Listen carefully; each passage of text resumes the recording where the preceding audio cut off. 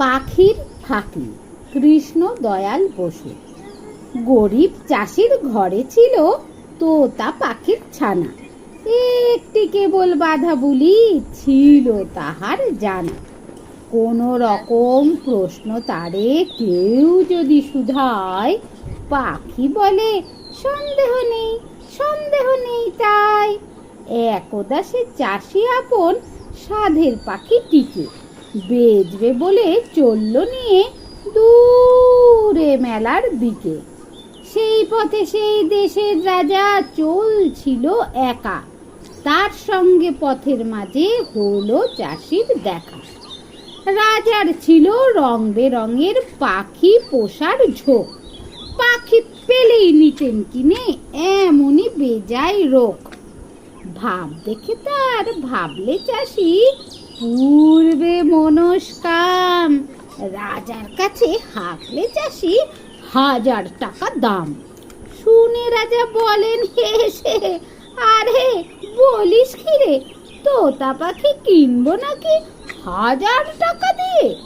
চাষি বলে হুজুর, আমায় বিশ্বাস না হলে পাখিরে ওর দাম শুধালে পাখি দিবে বলে। অবাক হয়ে শুধান রাজা, বলতো পাখি শুনি, 1000 টাকা মূল্য কি তোর? এমনই তুই গুনি? প্রশ্ন শুনে অমনি পাখি রাজার পানে চাই। সন্দেহ নেই, সন্দেহ নেই, উঠলো বলে তাই।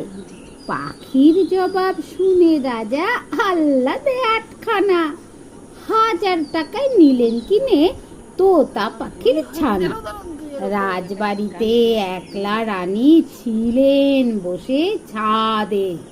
সেইখানেতেই পৌঁছে রাজা পাখি দিলেন হাতে। ব্যাপার শুনে রানী বলেন, হায় রে, যাব কোথা? 1000 টাকায় আনলে কিনে এইটুকু এক তোতা। নিরেট বোকা পেয়ে তোমায় দেখি তোমার শখ। সুযোগ পেয়ে ঠকিয়ে গেছে কি জানি কোন ঠক।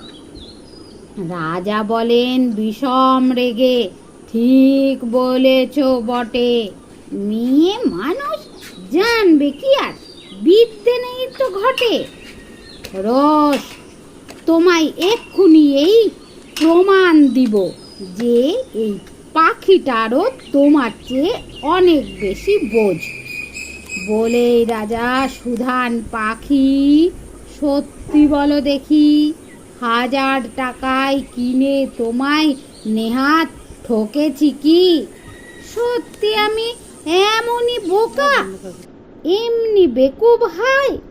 পাখি বলে সন্দেহ নেই, সন্দেহ নেই তাই। সন্দেহ নেই, সন্দেহ নেই, সন্দেহ নেই।